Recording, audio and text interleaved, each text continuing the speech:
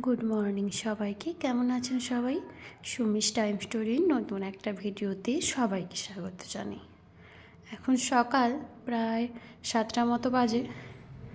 ঘুম থেকে উঠে স্নান করে এটি বানিয়েছি খাওয়ার জন্য সকালবেলায়।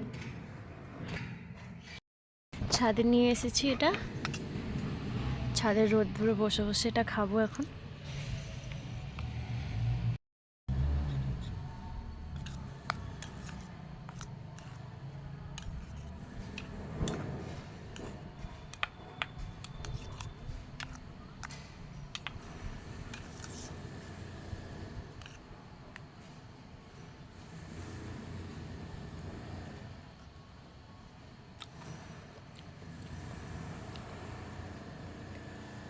ভালো লাগছে।